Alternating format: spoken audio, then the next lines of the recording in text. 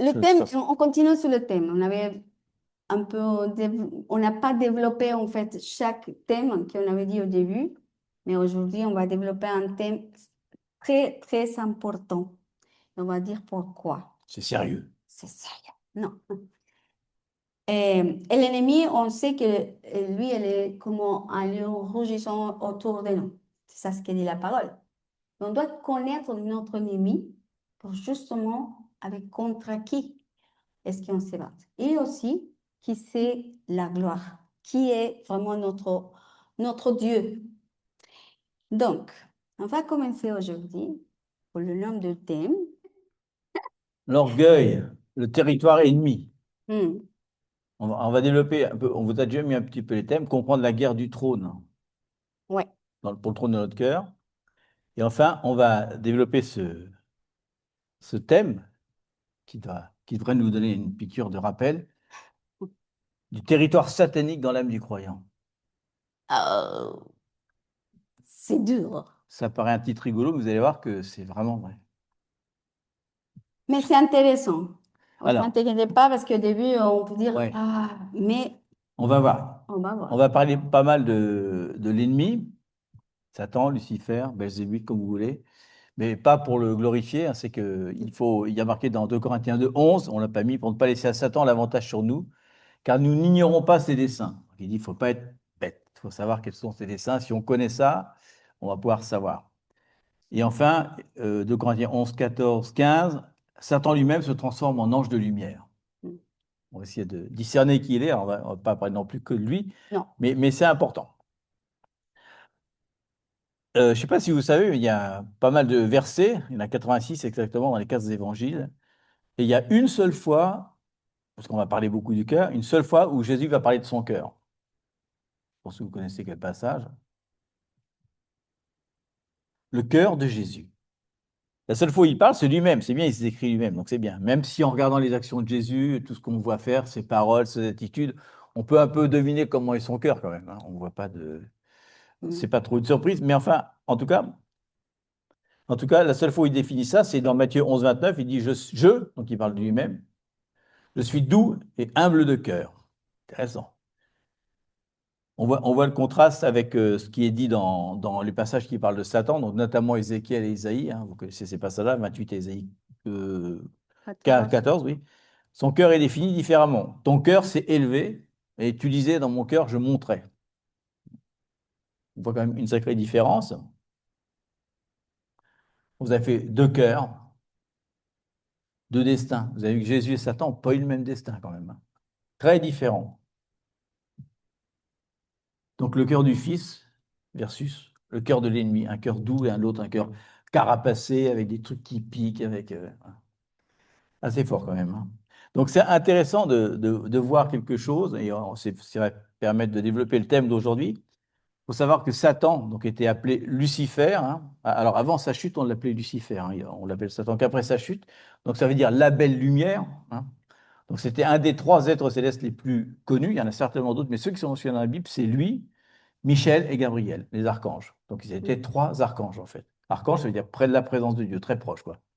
Donc on sait que Lucifer était particulièrement beau, hein, vous savez, c'est dit dans le truc, il était beau, et il était le chérubin protecteur de Dieu dans le sanctuaire céleste. Donc c'est lui qui protégeait la gloire de Dieu en fait. Donc imagine la proximité. Et on sait que la fonction de Lucifer est proche de celle d'un sacerdoce ou d'un prêtre, donc c'est-à-dire que le seul qui rentre dans la présence de Dieu, parce que les couleurs qui sont décrites sont les couleurs du pectoral du grand prêtre. Hmm. Donc ça, c'est important. Ensuite, Lucifer avait un rôle particulier, puisqu'il avait accès au trône de Dieu, on l'a dit, il le protégeait, mais c'était aussi un musicien, c'était un adorateur, parce qu'il dit qu'il avait des instruments, il avait des tambourins, etc., etc. Donc c'est pour définir qui il est, hein, voir qui chute à ce moment-là. Et à un moment, il va commencer à regarder Dieu et se dire, oh, mais moi, je suis pas mal aussi, hein, je suis digne d'adoration. Qu'est-ce que vous en pensez, les copains? En parlant aux anges, il y en a quand même 30% qui ont dit, mais c'est vrai. On vous rappelle qu'il y en a 30% qui vont chuter quand même. Donc c'est pas mal. Hein. Donc il commence à convoiter le trône et commencer à penser même qu'il le mériterait. Et son orgueil l'a fait tomber du ciel. Et là, je fais Il est devenu méprisable. un petit parenthèse justement à propos de ça. Chaque fois, dans les cartoons ou déjà des cinémas, des films, Le petit ange, mais diable. décrit au diable comme si c'est pas bon, c'est pas beau. Et en réalité, les Écritures disent le contraire. Il était beau. Donc, on n'a pas peur. On se dit, oh, pas peur, parce qu'on n'avait pas peur non plus. Mais je dis, on ne séduit pas parce que c'est finalement les moches, si on peut dire comme ça. Mais non, il est bon, il est séducteur, il nous attire avec sa beauté et toutes les choses qui portaient dans ce moment-là. Il y avait la musique et l'adoration. Et même il y avait la lumière quelque part parce que Oui, c'est proche, c'est ce qu'on appelle la c'était belle proche lumière. vraiment avec Dieu. Donc finalement, c'est pas la façon comme on le voit avec les fourchettes La fourchette dans la fourche. comme ça, rouges, Fourchette. des feux. Non, pas du tout. On vient à dévoiler une vérité. C'est pour ça qu'on doit savoir contre qui c'est notre ennemi Ouais, en et fait. Lucifer n'était pas un terme méchant, il était un terme beau. Il disait Lucifer, il est beau, quoi. C'est pour ça, d'ailleurs, que quand il revient, il aime bien se déguiser en ange de lumière, parce que Mm. c'est ce qu'il était avant. Il a pas changé de technique, hein.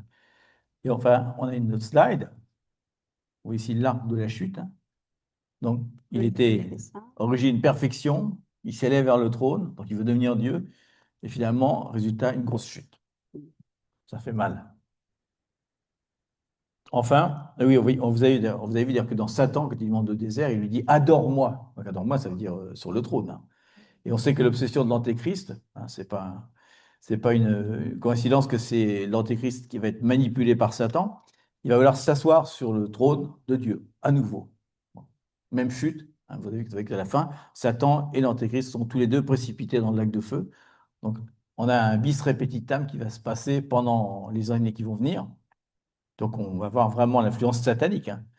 Et on voit que Paul va nous montrer une autre scène différente en parlant de Jésus, donc, parce qu'on va arrêter de parler de Satan maintenant.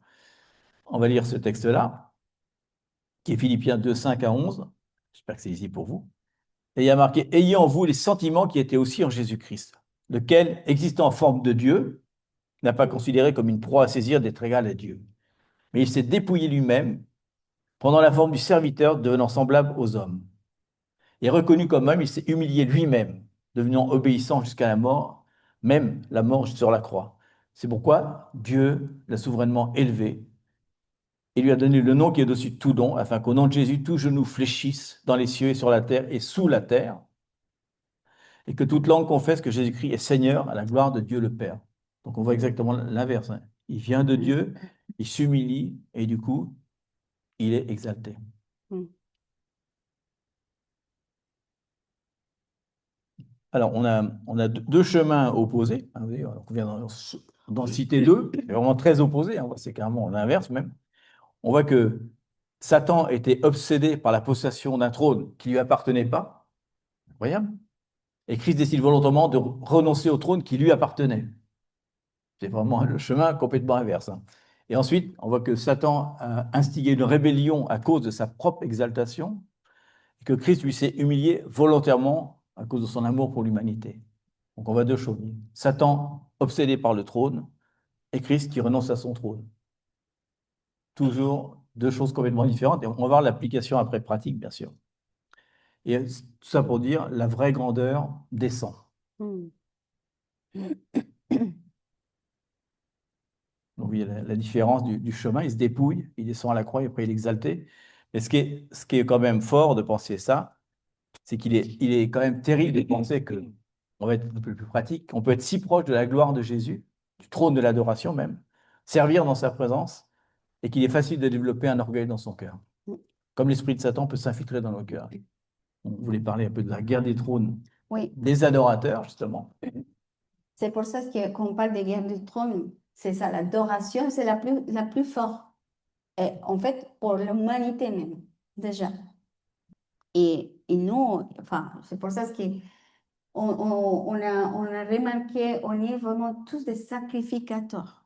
Combien adorer au Seigneur, chacun de nous porte un parfum, quelque chose d'essentiel, un sens, un autre dans les parfums ensemble en tant que famille, que communauté.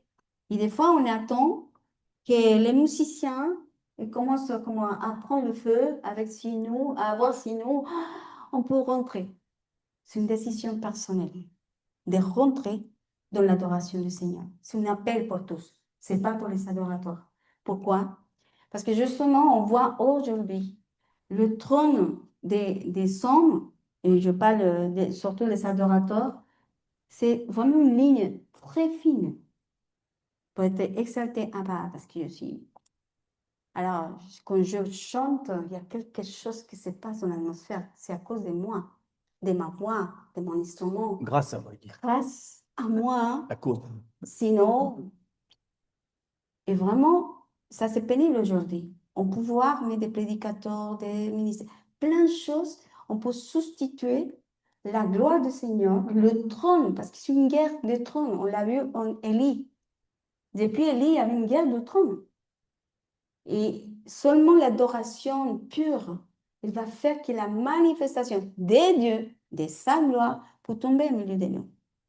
Mais toujours l'humilité, Dieu nous a donné l'exemple. Et aujourd'hui, on peut voir comment le Seigneur vraiment rentre ces moments au milieu de son peuple pour nettoyer ça. Parce que quelque chose que Dieu ne supporte pas, c'est justement l'idolâtrie. On peut idolâtrer à l'homme, on peut idolâtrer un groupe musical, on peut idolâtrer même la musique. Même notre don, on peut l'idolâtrer. C'est de rendre chaque fois avec le Seigneur, devant son trône. Donc, c'est vraiment une ligne fine. C'est pour ça qu'on dit, on pense que simplement c'est des choses mauvaises. Non, c'est subtil. C'est vraiment subtil, les choses. Donc, à tel point qu'en ce moment, donc c'est vraiment un thème du moment, puisque nous, on en connaît particulièrement. Il y a beaucoup d'adorateurs qui sont très célèbres, vous les connaissez certainement, qui ont justement demandé, surtout, ne m'idolâtrez pas. Ne venez pas si vous voulez me demander des autographes à la fin, ça va très mal se passer. Et donc, mais il se trouve que dans ces groupes-là, il n'y a personne qui vient le faire quand même, hein. Personne n'oserait, ne penserait d'aller tiens, faire signer un truc. Donc, c'est important d'essayer de se retirer parce que sinon, on est sous le risque un petit peu que d'autres personnes vous idolâtrent et que la tête nous monte un petit peu. Donc, par précaution, ils disent, s'il vous plaît, non, Il y en a beaucoup non, en ce non, moment. non. Et c'est un mouvement vraiment, et ça contamine, hein, ça contamine. Et on voit que tout le reste sont en train de tomber. Ils sont tous en train de tomber, l'un après les autres, comme un domino. Donc, je crois que c'est le thème du moment, parce que comme Jésus revient, il cherche une église particulière. Donc, il ne va pas permettre qu'on puisse être familier avec la présence de Dieu, être ceux qui, soi-disant, amènent la présence de Dieu. Le truc, quand on est adorateur, d'ailleurs, c'est de ne pas se fier aux gens. On n'est pas là pour voir les gens tomber par terre ou rentrer dedans. Ce n'est pas notre truc. On est les facilitateurs de présence, mais ce n'est pas nous qui allons vous amener dans la présence. C'est Donc, si chacun vous ne de... réussissez pas, nous, ça ne nous fait rien du tout. Non. On n'est pas déçus. Juste, chacun fait ce qu'il veut. Donc, c'est C'est vraiment une décision de rentrer à la important. présence. C'est pour ça qu'on avait parlé, la porte est ouverte pour tout le monde. Pour tout le monde. On va vous parler donc, un exemple dans la Bible, un exemple donc, qui reprend un peu ça, des personnes qui auraient vécu la présence de Dieu et la gloire de Dieu, Jean et Jacques, par exemple, entre autres avec Pierre. Et à un moment, Jésus est en train d'expliquer, dans Matthieu 20, il est en train d'expliquer ce qu'il va souffrir, qu'il va passer par la croix, On bref, le qu'il va laisser. disparaître, etc. Et en plein milieu, il y en a deux là, Jacques et Jean, qui ont dit, Maman, va voir Jésus. T'as C'est la pour nous cote, donner une t'as place la pour nous. cote, t'as la cote. Et en ce moment, parce qu'il y a marqué alors. Alors, tu imagines, il est en train de parler de la croix, et alors, le mot est bizarre, hein. Alors, la mère des fils de Zébédée, donc Jacques et Jean, s'approcha de Jésus avec ses fils et se prosterna pour lui faire une demande. Il lui dit, que veux-tu? Ordonne, lui dit-elle, que mes deux fils que voici soient assis dans ton royaume, l'un à ta droite et l'autre à ta gauche. Jésus répondit, vous ne savez pas ce que vous demandez. Donc, t'imagines, ils ont vu la gloire de Dieu, ils sont depuis 3 ans, c'est la fin de la vie de Jésus. Donc, même ceux qui étaient disciples dans l'évangile, si proches de Jésus, ont laissé Satan rentrer dans leur cœur, parce qu'ils ont voulu le trône. Exactement, hein. Donc, Jésus est très déçu parce qu'il est en train de parler de ses souffrances quand même. Il était un peu dans l'émotion, certainement. Pour lui, c'est un homme, c'est un peu difficile quand même. Mais Jacques et Jean ne vont même pas prêter attention au discours, ils sont tellement focalisés. Je veux la place d'autorité à la Tu droite veux du, comment à c'était? la C'est droite du facile. trône. Donc, la tentation des meilleures places. Jacques et Jean demandaient la gloire, ils cherchaient le trône, Jésus leur offert la coupe. Est-ce que vous êtes capable? C'est ce que demandait. Et après, il leur pose la question, est-ce que vous êtes capable de boire la même coupe que moi je vais boire? Donc, dans le royaume, diriger, c'est devenir serviteur, on l'a mis. Syndrome de Jacques et Jean, on appelait ça. Ça, ben, syndrome de Gigi. Gigi. Gigi. La demande, le trône, donne-nous d'être assis près de toi. Et Jésus leur répond, la coupe. Êtes-vous prêt à souffrir? Donc l'orgueil cherche le prestige, l'humilité accepte le sacrifice. En tout cas, voilà un exemple particulièrement fort, hein, de ce qui peut se passer. Les disciples qui ont vécu 3 ans avec lui, qui ont vécu la transfiguration, Hmm. il est en train de parler de ses souffrances et eux, ils parlent de vouloir être dans une position d'autorité. Donc on voit ils sont bien à côté de la place, j'imagine, Jésus. Je ne sais pas si vous imaginez le cœur de Jésus. Ça doit être un petit peu difficile quand même de supporter ça. Et juste après, il va leur expliquer, enfin, c'est en synoptique, hein, il va leur expliquer comment ça fonctionne dans le royaume. Et c'est bien parce que Jésus est vraiment compassif. Il leur Lui, dit, elle non, n'est pas venue à juger, si elle dit, bon, ouais, c'est son enfant, il comprend donc il le. dit, dans ce monde actuel, les gouvernants, pardon, dominent sur leur sujet, mais parmi vous, il n'en sera pas ainsi. Il n'y aura pas de domination entre vous. Celui qui veut être grand dans mon royaume devra devenir petit. Celui qui veut diriger deviendra esclave de tous. Donc, il leur rappelle que le principe du royaume. Encore une fois, je pense qu'il va leur redire un petit peu plus de fois. Donc, on voit que Satan était obsédé par le trône. Les disciples étaient obsédés par le trône. Faisons attention que ce ne soit pas nous qui soyons aussi obsédés par le trône. Il y a un avertissement très très fort. On a fait un petit tableau récapitulatif une comparaison entre l'orgueil et l'humilité, une comparaison spirituelle, on a mis. Donc, qu'est-ce que l'orgueil? Bon, à gauche et à droite, c'est le désir de posséder le trône et de devenir le centre de l'attention. Qu'est-ce que l'humilité? Ben, c'est l'inverse, hein. Renoncer au trône pour devenir une personne utile aux autres. Donc l'orgueil est une obsession de soi-même, l'humilité, c'est l'oubli de son ego, hein, pas de soi-même, de son ego, hein, ça n'a rien à voir, hein. Donc c'est intéressant de cette petite phrase, c'est l'orgueil, c'est pas de penser beaucoup de soi-même, c'est pas parce qu'on dit souvent que c'est orgueilleux, c'est qu'il pense beaucoup de soi-même. C'est de Non, penser beaucoup à soi-même. c'est différent. Ah, c'est différent. Et l'humilité, c'est pas penser moins de soi-même, parce qu'on a une valeur quand même, c'est de penser moins à soi-même, d'être ouvert vers les autres, quoi.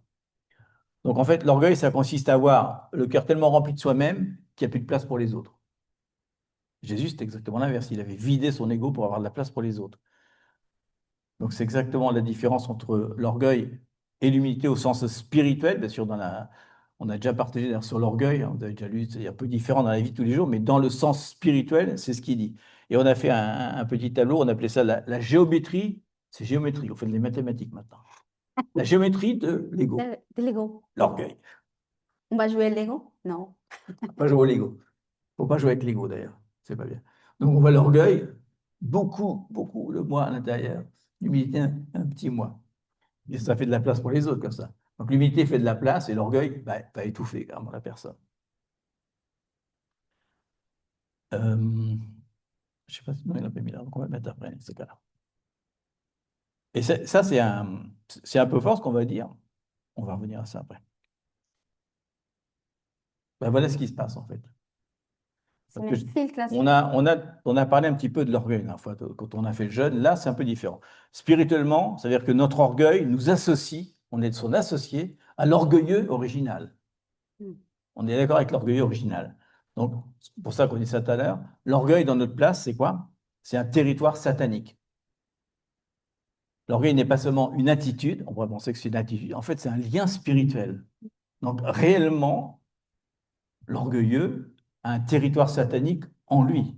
Parce que c'est la racine, vous vous rappelez que c'est la racine principale de la chute, l'orgueil. Donc on parlera d'autres thèmes qui sont essentiels aussi, mais l'orgueil, c'est vraiment pour la chose la moins aimée par Dieu. Ça va d'ailleurs avec l'idolâtrie, avec plein de choses, mais c'est quand même un territoire satanique en nous.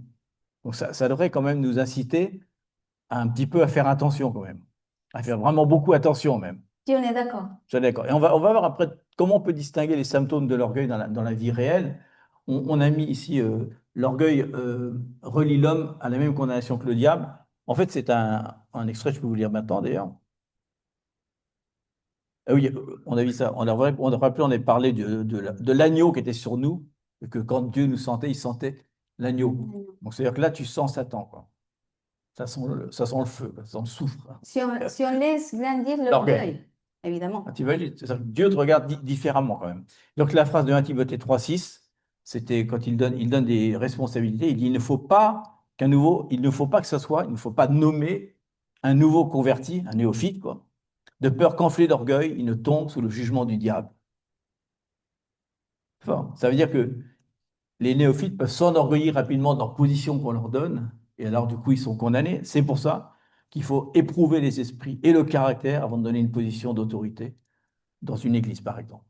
C'est important. Parce que justement, c'est pour les protéger. C'est pas qu'on a, ah non, c'est un jeune, non, il n'a pas d'expérience. Non, c'est pas ça. C'est qu'on sait que l'autorité va vite nous donner cette envie d'avoir le trône et de s'enorgueillir. Donc il faut traiter la personne de manière que quand il a une position, ça ne sera pas une chute pour lui, quoi.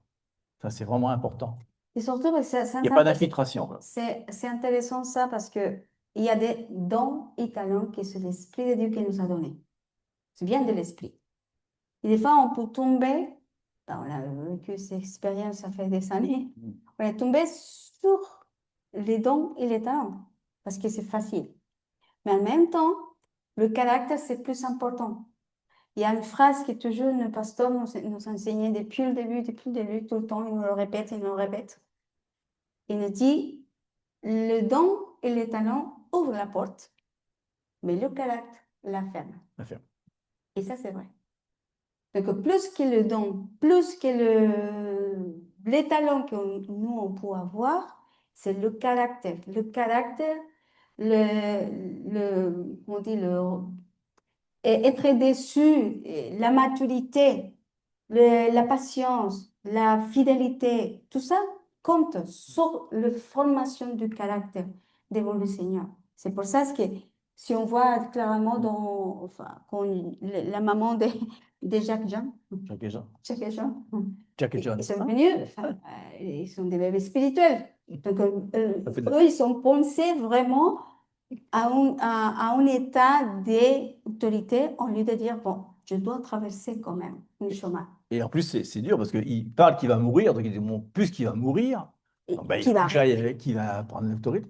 il faut, T'imagines, quelqu'un, là. Et alors, on le sait dans la vie naturelle, c'est vrai, hein, par exemple, en tant que musicien, tu peux avoir des musiciens qui ont un super don, mais ils sont tellement mauvais dans le caractère que personne ne va aller avec eux. Ils ne vont pas jamais être engagés. Mais c'est vrai aussi pour n'importe quelle personne qui a un super don, mais s'il a un mauvais caractère, il peut avoir le don qu'il veut, personne ne va être avec lui. Il est imbuvable, comme on dit. même on voit aussi, parce que Donc c'est important. Donc l'église, c'est pareil. on Pas a différent. parlé justement de le travail, de le quotidien. S'il y a quelqu'un de mauvais caractère, bah, elle peut être vraiment un bon travailleur, une bonne personne, un titre vraiment super, mais finalement, son caractère fait qu'il sort du travail. Donc, c'est pas simplement l'Église, hein, c'est de la vie quotidienne de nous. C'est pour ça qu'on doit modeler à Christ. Donc on sait que si on met ça au X, c'est-à-dire qu'il y a beaucoup, beaucoup de personnes qui n'ont pas de caractère, qui sont tous comme ça, on arrive à des extrêmes, et dans 1 Corinthiens, dans l'église de Corinthe, donc il va les reprendre dès le début par rapport à ça. Hmm. Un cancer communautaire. C'est fort le mot, mais Rivalité spirituelle, comparaison, division, pas conflit, conflit. c'est la fin.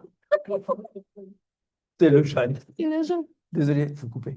Euh, donc c'était l'église. À l'époque, c'était l'église la plus spirituellement dotée. C'est bon. Non, mais sérieusement, Corinthien, par rapport aux autres églises, il le dit d'ailleurs, c'est bien, c'est marqué dans l'Apocalypse, c'était l'église la plus intelligente, la plus forte, celle qui avait, où Paul avait passé le plus de temps. Mais ils disaient tous, vous vous rappelez, il arrive et ils disent ah, moi je suis de Paul, moi je suis de machin. Et il dit c'est quoi ce truc-là? C'est quoi? En fait, ils essayaient de comparer qui était plus spirituel. Alors, moi, j'ai un père spirituel, il est meilleur que le tien. Donc, on voit que ça donne une grosse division, donc une grosse compétition, et on a marqué ici trois couleurs. Donc, on voit, il y a une rupture, c'est un peu comme des atomes qui sont cassés. Donc, on voit que l'orgueil a produit une grosse division. Ça, c'est un petit peu résolu par la suite, hein, heureusement. Mais voilà, quand on fait un peu plus qu'une personne, ça devient tout de suite un peu catastrophique. Et Paul leur dit clairement, afin que vous appreniez à ne pas élever vos pensées au-dessus de ce qui est écrit, et afin que vous ne vous enfliez pas vous enfliez pour l'un contre l'autre. En Louis II, vous trouverez que votre orgueil, ils disent. Hein. Et là, c'est intéressant de voir la version originale, puisque il dit, vous enfliez pas. Donc, on va faire un petit peu de... La dernière fois, on a fait une recherche de police, aujourd'hui, ça va être une recherche médicale. Pourquoi il dit enfler? Parce que c'est le mot qu'il dit, c'est, on vous le rappelle, c'est physoo, hein, qui est un terme médical, en fait. Il utilise un terme médical pour un organe qui est gonflé, en fait. Donc, il fait exprès d'utiliser ça pour imaginer un petit peu son langage. Donc, il veut dire que l'orgueil, c'est être gonflé ou enflé au-delà de la normale. Donc, les médecins, en fait, utilisaient ce mot-là quand il y avait une inflammation dans un organe. Parce que vous savez, quand il y a une inflammation, l'organe va gonfler. Donc, il va dire que dans l'âme, il peut y avoir une inflammation. Et donc, qu'est-ce que montre cette inflammation? Ben, il y a une infection Mm. intérieure. C'est pour ça qu'il dit, il leur fait la réflexion. Si votre âme est gonflée, c'est comme un organe. Il y a une infection, ça vous fait gonfler. Donc, c'est une image un peu forte de ce qu'est l'orgueil humain, en fait. Il dit c'est un organe malade dans le corps de Christ, qui est son Église, qui est enflé. T'imagines? On est des organes, on est des parties du corps, et donc s'il y a une partie qui gonfle, c'est pas très bon. C'est un peu comme un cancer, quoi. Ça ralentit, ça affaiblit, ça finit par tuer la personne. Donc, quelques caractéristiques médicales de l'inflammation, on va voir ce que ça donne. L'âme gonflée. Donc, vous avez le mot ici qui est utilisé dans 1 Corinthiens 4, 6, hein, phuseo. Premier truc, et ça c'est médical, hein, et après on le reporte au spirituel. Il est vide. Comme un organe vital peut se gonfler d'air, l'orgueil se nourrit de choses, on a marqué de vent. Sans réelle valeur, il se nourrit en fait de lui-même. Il se nourrit de rien du tout. Deuxième chose, il attire l'intention sur lui-même. Vous avez remarqué qu'un organe, quand il est sain, on ne le voit pas, hein. Si tu as une cirrhose, ça se voit tout de suite à l'extérieur, hein. On ne remarque que lorsqu'il est malade. Un organe malade, tout de suite, il prend du poids, enfin, il grossit, donc on peut le voir à l'extérieur. Donc c'est la même chose pour l'orgueil. L'orgueil, en fait, cherche toujours à attirer l'attention sur soi. Il aime être admiré, reconnu, félicité, etc., etc. Troisièmement, il est hypersensible. Si tu as mal à un organe, quand tu y touches, ouh, vous avez mal là. Ouh. Ah oui, c'est un petit peu. C'est un organe malade, il devient douloureux, hein. Donc l'orgueil, il est facilement blessé, hein. Mm. Donc être offensé, c'est souvent le signe d'une infection d'orgueil, parce que l'ego est douloureux au moindre contact. Vous avez déjà entendu des gens qui vous disent: oh, tu as blessé mes sentiments. En fait, ce qu'on a blessé, c'est son ego. Oui. Ça n'a pas plu. Mais il ne faut pas se laisser avoir avec des petites phrases comme ça. Tu as blessé mes sentiments. Tu te prends pour qui? Exactement. Et Jésus, il aurait dû le dire à beaucoup de gens des fois, mais jamais il le disait, hein. Mais on sait qu'ils étaient beaucoup blessés par ce qu'ils disaient, mais c'est parce qu'ils étaient tous orgueilleux, comme les pharisiens. Donc on voit, et dernière chose, il est instable et dangereux. En effet, une inflammation qui n'est pas traitée va amener un effondrement systémique en fait, du corps, hein, d'un rein par exemple, n'importe quel organe, et ça va en fait finalement finir par endommager le corps. Là, si on met en spirituel, le corps de Christ. Donc il peut y avoir un déséquilibre complet dans la vie de la personne jusqu'à le détruire, ou alors détruire l'Église, ça dépend où il travaille. Donc c'est la fameuse âme gonflée. L'église, Enfin, le travail, la famille. maintenant, on va faire un petit diagnostic de l'inflammation. On continue dans le médical. On est des médecins aujourd'hui. Diagnostic de l'inflammation. C'est les questions qu'il va falloir se poser. Examine ton cœur devant un miroir. Donc, tu te regardes franchement devant le miroir et tu te poses des questions. En regardant sur ton cœur, c'est pour savoir si tu étais malade, hein, c'est pas une accusation, hein. Qui est assis sur mon trône? Hein? Est-ce Jésus ou est-ce que c'est mon ego? Ça, c'est la question qu'on peut se poser.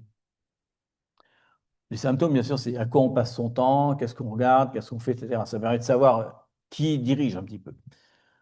Est-ce qu'on a besoin d'attention? Est-ce qu'on est toujours en train d'attirer l'attention? Est-ce qu'on fait tout ce qu'on fait juste pour attirer l'attention des autres, plutôt que pour le Seigneur? Troisièmement, on l'a dit à l'instant, hypersensibilité, comme l'organe. Toujours blessé, les gens qui sont toujours blessés, hein. Toute la journée, ils terminent leur journée offensés par quelqu'un, hein. Ils ont toujours l'impression qu'il y a quelqu'un qui les a déçus, ou ils ont toujours l'impression que les autres leur doivent quelque chose. Ça fait partie de... Dette. Il y a une Toujours dette, une ouais. dette. Une dette. Et enfin, le point de rupture. Mm. Est-ce qu'on est sur le point toujours de s'effondrer ou d'avoir un désastre dans notre vie, hein? Toujours sur le point d'exploser, parce que l'orgueil, c'est vraiment une pression insupportable, comme dans un organe. Donc l'âme, à force de l'orgueil, tout devient insupportable. Donc il y a vraiment des symptômes à la fin, hein, de perte. On pense que c'est bien, mais en fait, ce vide-là va nous créer un déséquilibre spirituel très fort qui va mener à la dépression, etc. Il ne faut pas croire que l'orgueil, c'est si anodin que ça, quoi. Mm. Donc on peut faire aussi un petit tableau comme ça. On vous le distribuera. Il y aura juste à faire check. Ça fait un petit Oui, cadeau. ça, c'est pour nous tous, hein. C'est pas pour vous, c'est nous tous. Nous tous, On hein, est on dedans est là. pareil que vous, hein. Non, c'est pareil. Euh, Donc, voilà. Donc, après, on a diagnostiqué la maladie, on va chercher le médecin quand même. Donc, on va voir maintenant les médicaments. Il y a des médicaments. Et on va prendre Paul particulièrement, parce que lui, qui était très orgueilleux, vous vous rappelez, hein, parce qu'il avait la grosse révélation, la grosse tête, il a vécu ce qu'on appelle une cure. Donc, il était parti en cure. Voilà. Donc, on va faire une cure d'humilité. La première phrase qu'on a, bien sûr que Dieu lui dit, vous vous rappelez, il lui dit, ma grâce te suffit, car ma puissance s'accomplit dans ta faiblesse. Donc, Jésus va lui montrer, en fait, donc la vertu au sens médical, la vertu médicinale, on va dire, de la faiblesse. oui. Reconnaître sa faiblesse ou sa fragilité, hein, c'est ce qu'il dit, Paul sans arrêt, va attirer la puissance de Dieu, parce que la grâce de Dieu coule vers le bas, vers ceux qui sont humbles. Donc, il va dire, en fait, il y a plusieurs passages, on ne vous les a pas mis, mais il y en a au moins 5, où il va dire quelque chose d'assez incroyable. Il va dire, Dieu m'aime tellement qu'il me laisse le choix. Soit je m'humilie moi-même, soit c'est lui qui m'humilie. Ça, c'est bon pour nous tous. Qu'est-ce que je choisis? Ça, c'est bien. Qu'est-ce que je vais prendre? Mais il le dit, hein. Si vous ne faites pas ça, Dieu va vous humilier, vous inquiétez pas, il va le faire. Donc, vaut mieux le faire vous-même, humiliez-vous devant la puissante main de Dieu, etc. Voilà. Donc, on voit aussi l'exemple de Jésus, bien sûr, né dans une étable, avec toute la puissance, il ne s'est pas défendu face aux insultes, il n'a pas renoncé à sa gloire. Et aussi, il était tellement sage, mais en même temps qu'il lui enseignait, même les enfants arrivaient à comprendre. C'est pour ça qu'il parlait aussi en parabole. Donc, on voit la différence. Et le troisième, c'est ça, c'est les chartes de Paul. Si vous êtes assis sur une chaise et qu'on vous met ça, vous allez comprendre ce qu'on veut dire. Ça fait mal. Donc, il dit bien, ma puissance s'accomplit dans la faiblesse. Et pourtant, Paul toujours demandait à Dieu de Il, a- l'élever. il dit Parce qu'il a que prié 3 fois, parce qu'à l'époque, prier 3 fois, c'était c'est un vraiment symbole de. Voilà. Mais Dieu lui a répondu ce qu'on a dit tout à l'heure, ma grâce te suffit, car ma puissance va s'accomplir dans ta faiblesse. C'est un chemin vraiment. En même temps, si on veut imiter Christ, hein, comme il dit à chaque gens, vous voulez la coupe? Prenez la coupe. Je vais vous donner une écharde, d'ailleurs, ça va. Une écharde, oui. Et donc, on voit que c'est l'épreuve douloureuse, mais au moins, ça va développer en lui la vertu de la faiblesse. Et c'est fort parce qu'on voit justement, jusqu'à ce que Paul meure, vous avez remarqué dans ses écrits, que jamais il va s'enorgueillir. Mm. Toujours, il va rester dans l'humilité. Et C'est un peu simplifiant. tellement dans l'humilité que quand on lit ses épîtres, si on ne sait pas qu'il est en prison, on ne peut même pas le savoir. Mm. Il ne le dit pas. À un moment, il dit qu'il va mourir quand même. Mais à un moment, si à un moment il est en prison, parce qu'il dit, je m'ennuie en prison, je voudrais bien que le garde y vienne pour que je puisse le convaincre que Jésus existe. Mhm. Lui, c'est son truc. Il a envie d'être battu encore un petit peu plus. Mhm. Mais il le dit, hein, il dit, moi, je m'ennuie parce qu'il n'y a pas assez de gens qui viennent pour que je puisse leur prêcher l'évangile.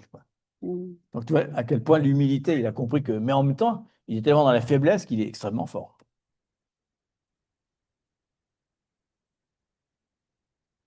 Alors, il y a un deuxième remède, c'était un peu comme la saignée ou les sangsues à l'époque. Le remède douloureux, Dieu utilise les épreuves comme une médecine. C'est la médecine, en plus de la cure d'humilité, ça va un petit peu avec les épreuves, situations difficiles, les humiliations. Donc parfois, ce qui nous semble être en fait une blessure de la part de Dieu, c'est en fait un traitement qu'il nous inflige contre notre orgueil. C'est vraiment un passage d'amour. Ça, Si on alors, voit correctement, c'est d'amour. alors, je vais revenir à ça, mais quand une personne reconnaît sa fragilité, hein, on a dit, son incapacité à faire ce que Dieu lui demande, en fait, elle devient en fait capable de dépendre complètement de Dieu et finalement d'expérimenter la puissance. Donc c'est un point de réflexion quand même. Parce que des fois, on passe par des situations difficiles ou des blessures, ou des épreuves, ou des maladies. Des fois, ce n'est pas toujours le cas, mais il faut peut-être se poser, est-ce que Dieu n'est pas en train de traiter mon orgueil un petit peu? C'est une question qui est intéressante à se poser quand même. Parce que moi, personnellement, je l'ai vécu plusieurs fois, où en réfléchissant plus tard à la situation, tu dis finalement, on dit à qui suis-je que je n'ai pas reçu de Dieu? Des fois, on met tellement en avant ce qu'on a reçu, on est tellement orgueilleux, mais on a l'impression que c'est spirituel, que des fois Dieu te freine. Il dit, non, tu es en train de prendre ma place, là, quelque part. Donc c'est intéressant. Dieu nous aime vraiment trop, hein, pour nous laisser tomber dans le piège de l'orgueil, parce que c'est le même piège qui a conduit Satan à la chute. Donc il essaye d'enlever ce compartiment qu'on a vu tout à l'heure, vous vous rappelez, qui était rouge dans notre partie d'âme, parce vous vous rappelez, on a dit qu'il y a beaucoup de compartiments qui sont Mm. infectés, on y parlera un peu plus la semaine prochaine, mais celui-là est particulièrement important parce que c'est quand même la base essentielle de pratiquement tous les péchés. Mm. C'est de là que On va c'est la voir, racine on même. va voir l'autre Mm. composant la semaine prochaine qui est le rejet, où le rejet est aussi une des causes de tout. Mais en fait, le rejet lui-même a un rapport avec l'orgueil. On va ensemble. Ce sont des germes. On y viendra. Donc, il va nous préserver de tout ce qui pourrait nous détourner des projets qu'il a pour nous, hein. Et parfois, la guérison va passer par une blessure de notre ego. On se sent blessé. Ouais. On sent qu'il doit attaquer notre ego. Donc, et c'est difficile, hein, de reconnaître ça. C'est pas quelque chose de difficile, de facile, pardon. Et on a terminé par ça, le chemin de la gloire. Donc, dans Romains 8, 17, il y a marqué: Or, si nous sommes enfants, nous sommes aussi héritiers, héritiers de Dieu et co-héritiers de Christ. Mais il dit: si toutefois nous souffrons avec lui, on est glorifiés par lui. Donc, il dit, qu'est-ce qu'il dit? Il n'y a pas de résurrection sans croix. Vous êtes d'accord, hein? La nouvelle naissance, c'est une résurrection quand même. Et il n'y a pas de gloire sans humilité. Donc, c'est ça, le chemin de la gloire, c'est un chemin de croix et c'est un chemin aussi d'humilité. Donc, c'est ce qu'il enseigne, hein. Il donne ce principe vraiment. Romain, c'est très fort. Souvent, on passe ce passage-là. On va qu'au début. Si nous sommes enfants de Dieu et d'hommes corriqués, génial. Et après, entre parenthèses, tout petit, si toutefois nous souffrons avec lui. C'est pas, donc ça nous rappelle que Dieu est avec nous tout le temps, mais qui nous fait passer dans un chemin de traitement du caractère, de traitement de l'ego, de traitement de plein de choses, parce qu'il est en train de nous purifier. Rappelez qu'il venait pour une église pure et sainte et sans tâche, donc il est dans ce travail, mais l'orgueil, c'est quand même la chose radicale qui doit nous traiter. Et on doit se rappeler que c'est un processus. Ça, c'est important. Notre vie avec Jésus, depuis qu'on est né, on est toujours dans les processus de gloire en gloire, de victoire en victoire. Et quand on parle de ça, c'est des buts. Un but, un autre but, et on commence à grandir. Donc, il y a les processus pour nous en tant qu'humains, et surtout en ces moments, c'est un petit peu, il y a un combat entre nous. Parce que tout le temps, c'est vraiment facile, on doit micro-ondes, que ce soit facile, rapide. Ah non, pourquoi je dois attendre beaucoup de temps? Pourquoi je dois rester, je ne sais pas combien de temps? C'est un processus. Plus obéir, enfin, si on obéit plus rapide ce sera le processus. C'est ça. Plus tu donnes, plus rapide sera. Sinon, Dieu, toujours je dis la même chose. Mais Dieu jamais est pressé. Il n'est pas pressé. Il va vraiment à notre rythme. Si on va long, bah, il va long. Jamais il va nous pousser. Si vous entendez quelque chose qui est vraiment quelque chose derrière, vous poussez, vous pousse, ça veut dire que ce n'est pas le Seigneur. C'est l'esprit de contrôle, ou c'est même l'ennemi qui dit des choses qui n'ont rien à voir. Mais le rythme, c'est nous-mêmes, en fait. On a mis une petite prescription en bas à droite, vous avez vu? Prescription du médecin Jésus. Un appel à l'action cette fois-ci. Choisissez cette semaine intentionnellement la place du serviteur. La semaine qui vient, on va dire lundi. Identifiez un domaine où l'orgueil vous menace et pratiquez une cure d'humilité en rendant un service discret, qui n'est pas connu à quelqu'un, ce que vous voulez. Serviteur, quoi. Serviteur comme Jésus. À la maison, hein. À la maison. C'est pas forcément à l'extérieur, mais même à la maison, enfin, vous voulez. Tu laves le linge, tu mets la table. Je ne vise personne. Donc bref, c'était le chemin de la gloire et c'est important, on va terminer là-dessus. Le choix final. Si tu t'humilies, Dieu t'élèvera. Si tu t'élèves, Dieu te résistera. Parce qu'il dit résiste, rappelez, aux orgueilleux. Mais par contre, si tu t'abaisses, il va t'élever. Enfin, il le dit, hein, il dit, vous serez connus dans le ciel, vous serez élevés dans le ciel quand vous êtes inconnus. Donc, la conclusion, c'était descends du trône, laisse donc Dieu s'asseoir. C'était notre cure d'humilité. Oui. Et ce qui est intéressant, surtout sur ce passage, de ce travail, on a travaillé cette semaine justement le pardon, l'impéresse. Il y a plein de petites autour de ce trône qu'on ne laisse pas vraiment s'asseoir au Seigneur. Et là, c'est pourquoi on dit tout ça? Parce que c'est très important. On n'est pas vraiment, comment on dit ça? C'est le genre que nous sommes en ce moment.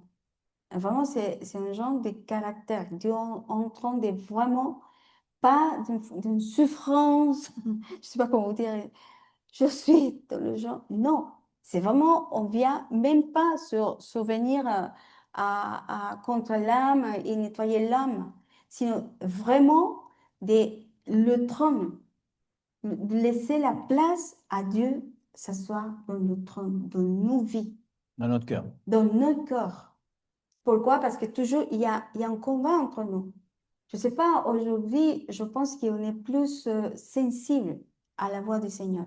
L'Esprit de Dieu est plus ouvert. On est plus ouvert à voir, à discerner. Mais qu'on est pollué de tout ce qu'on a fait. Évidemment, tout ce qu'on va faire, c'est depuis les blessures, depuis l'orgueil, depuis le manque de pardon. Tout, la réaction après, elle vient de ces parties qu'on commence à traiter depuis qu'on a commencé. Donc, si on voit vraiment Dieu, on peut dire comme ça, il y a une taille, il y a une mesure spécifique de la robe de la fiancée. On avait parlé de ça l'année dernière, Oui. À rencontre. à rencontre. Il y a une taille d'événements, des robes, pardon. Donc, nous, en tant que partie de son église, de son épouse, on est en train de vraiment rentrer dans la taille que Dieu veut, parce que c'est lui qui a créé déjà la robe. Des fois, c'est nous. La réalité, c'est nous qui on va choisir et s'y adapte. Non, on doit s'adapter à la C'est pour robe qui ça est qu'on déjà. m'écrit, bon, j'aime.